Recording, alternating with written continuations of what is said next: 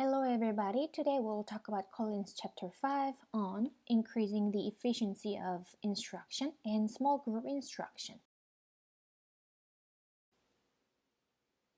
Here's the agenda for today's lecture. You'll have to read Collins chapter 5 and please complete reading guide 10 and upload your reading guide to Blackboard.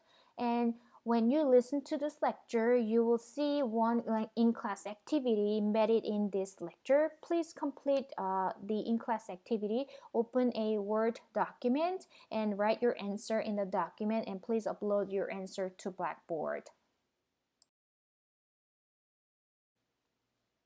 Today we will talk about the difference between effectiveness and efficiency in terms of instruction, and we will also talk about observational learning and small group instruction.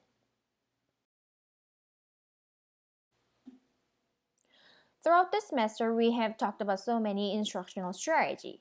If an instructional strategy and procedure is effective, then a learner will acquire a new behavior or skill.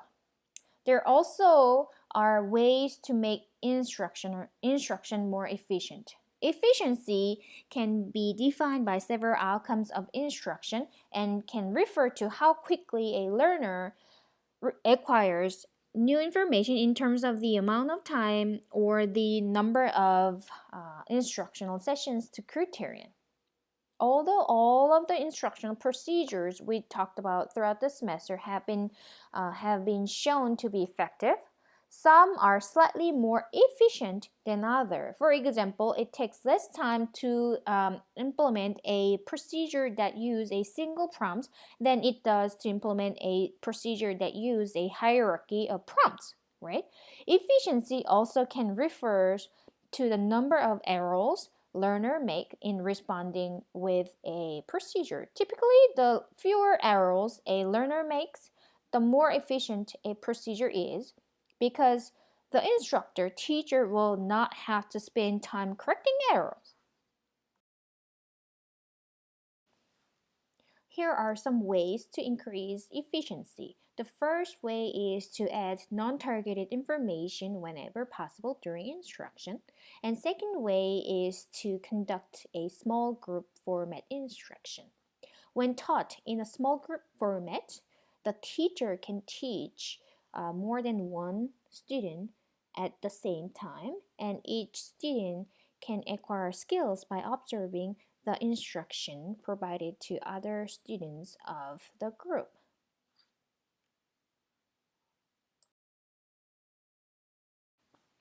So the first way in which instruction can be more efficient is to expose students to content in addition to what already has been targeted for instruction. There are two ways to do this. The first is through adding contents to the instructional trier, and the second is through facilitating observational learning. Targeted information can be edited to an instructional trier in three ways. First, it can be edited to the stimulus or task direction. Second, it can be edited when delivering a prompt. So for example, a teacher may use varied contents of prompts and varied type of prompts. So when a learner learns how to read words, because the teacher used varied contents of prompts and varied type of prompts, the student will be exposed to related information to the words the child just learned to read. So the child may be able to respond correctly to the related information. The third type, it can be edited when providing a consequence or instructive feedback on performance. So non-targeted information presented in the consequence that follows a response is known as instructive feedback. So whenever a response is correct or incorrect, you will provide feedback, right? So the instructor may say, you may say, "You're correct," or you may say, "No, this is blah blah blah," right? And then after that feedback, you will provide instructive feedback. So you will talk about all other related information. So like this word is blah blah blah. So you can provide detailed information about the word, so your student will be able to expose to related or sometimes unrelated information.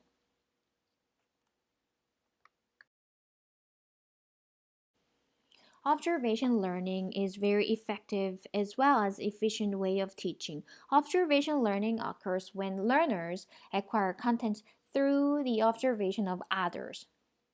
For example, when learners in a small group each have different contents targeted for instruction during a lesson, each member of the group may acquire the information taught to the other members of the group, whether it is targeted or non-targeted.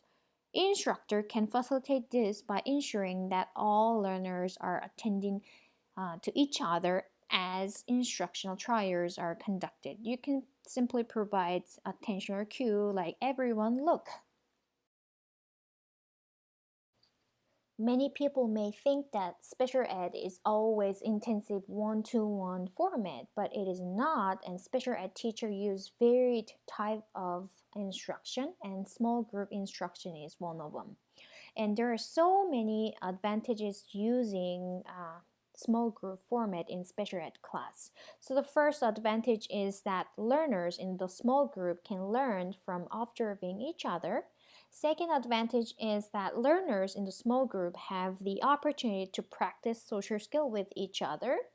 Number three objective is the efficient use of the instructor's time. So for example, it takes less time to teach a lesson one time to 6 learners than to teach 6 separate lessons, right? And number four advantage is that teaching learners in a small group requires fewer instructional personnel. So for example, let's say there are 2 teachers in the class, and one teacher can have small group instruction with 10 learners. At the same time, the second teacher can have one-to-one intensive instruction with one students who require extra attention. If you consider to use small group instruction, you may need to consider several things, which includes the way in which the small group will be composed, the manner in which instructional procedures will be implemented, and the measurement and the evaluation procedures. Okay, each small group instruction can include one teacher with a group of 2 to 10 learners.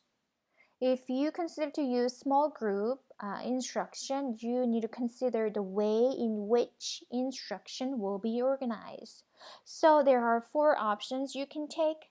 The first one is intrasequential model. So in this model, each learner receives one-to-one instruction within the group setting. So each individual will receive intensive feedback in the small group.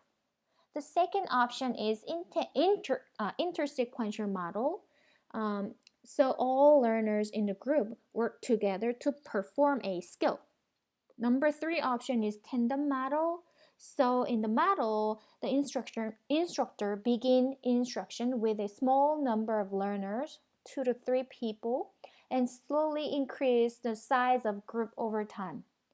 Number 4 option is one-to-one supplemental instruction. So when the teachers think that all students are benefiting from small group instruction, but that one or more learners need additional instruction to acquire the contents of the lesson, then the instructor can provide one-to-one supplementary instruction. Now we have to think about instructional procedures that will be used to teach content of the lesson in the small group. You may use instructional strategy we talked throughout the semesters, such as constant time delay, graduate guidance, most-list prompting, and simultaneous prompting procedures. You may use one or multiple instructional strategy for your students in the small group. But before you deliver those strategy in each session, make sure you provide attention or cue first. So you need to get group's attention and each individual's attention before you deliver the task direction or prompts. And then you'll provide direction for the group, for the whole group, and for each individual. Regardless of manner in which instruction is structured, the instructor need to decide in advance how many instructional trier will be delivered to each learner in the group and how many instructional triers will each learner will receive per turn. And you also need to consider where and when you deliver those instructions. Your textbook provides 3 basic trier formats for conducting instruction, and the definitions and examples are great. So here's a in-class activity. You will have to finish these 3 sentences by looking at your text. So please summarize these important concepts. Open a Word document and complete these 3 sentences and upload your answer in the Word file to Blackboard. Okay, after each instructional trier delivered in a small group lesson, it is very important for teacher to provide feedback as to whether the learner's responses were correct or incorrect. If the responses are not correct, then teacher must provide error correction, right? And as with all instruction, data on the performance of learners in a small group format must be monitored and analyzed to make ongoing instructional decisions and to determine when criterion has been met. So please take a look at page 77, Sample Instructional Program 1, and page 80, Sample Instructional Program 2. So you'll be able to get some idea how to collect data when you deliver a small group instruction for the group and for each individual in the group.